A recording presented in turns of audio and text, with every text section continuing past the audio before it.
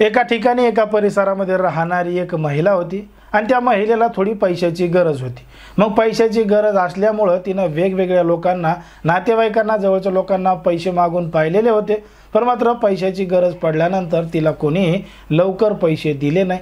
म्हणून तिने त्या ठिकाणी असणारा जो सावकार आहे त्याच्याकडून पैसे घ्यायचं ठरवलं आणि त्या महिलेनं त्या व्यक्तीकडून 70,000 रुपयाची रक्कम व्याजाने घेतली। कारण की हात उचने पैसे तिला कोणी देत नव्हतं, म्हणून तिनं पैसे व्याजाने घ्यायचं ठरवलेलं होतं। आता जे पैसे तिनं 70,000 रुपये व्याजाने घेतले होते ते 10% होते आणि असे पैसे तिनं घेतल्यामुळं ते तिला फेडणं सुद्धा होत नव्हतं। म्हणजे त्या पैशाचे काही हप्ते त्या ठिकाणी थांबलेले होते। मग पैशाचे हप्ते थांबल्यामुळं, पैशाचे हप्ते रुकल्यामुळं तो जो सावकार आहे त्यानं त्या महिलेवर दबाव टाकला। माझे पैसे केव्हा देतेस, पैसे लवकरात लवकर दे, नाहीतर माझ्याकडे ये, असं त्या महिलेला सांगितलेलं होतं। मग याच पैशाच्या देवाणघेवाणीतून त्या सावकारानं त्या महिलेला एक दिवस बोलवलं। तिला बोलून त्या ठिकाणी तिला दारू पाजली।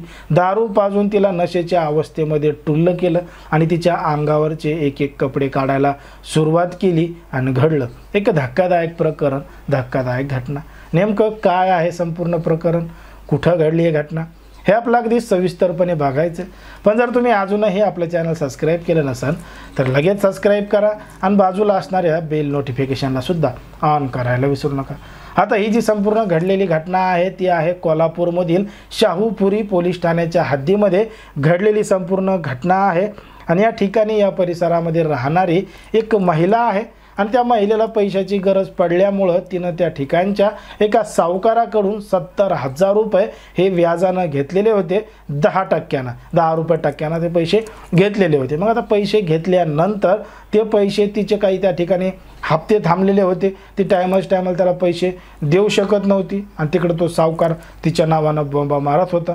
आता हे जे संपूर्ण प्रकरण आहे, ह्या प्रकरणाला सुरुवात 2014 मध्ये झालेली होती।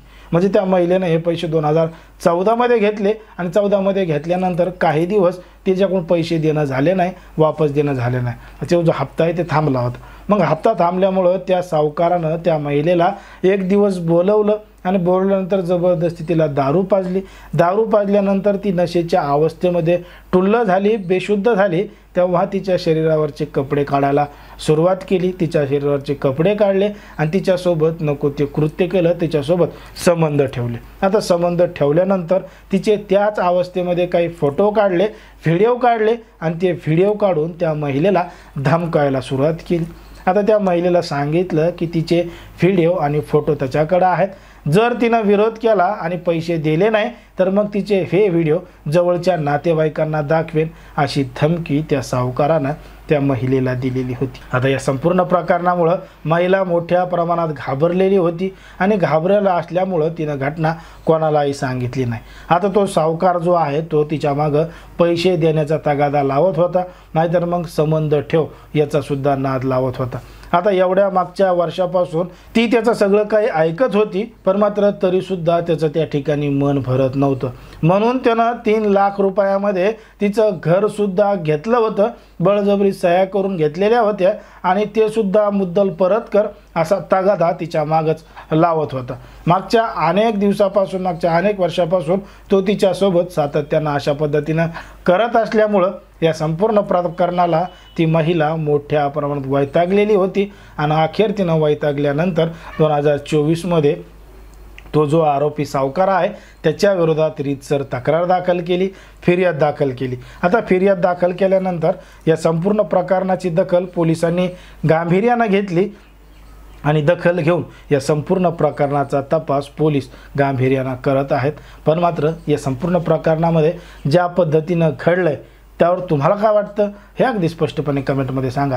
कारण की कोणाच्याही भावना दुखवणं, कोणाचंही मन दुखवणं हा आपला उद्देश नाही। समाजामध्ये जे घडतंय तेच सांगण्याचं काम आपण या ठिकाणी करत असतो।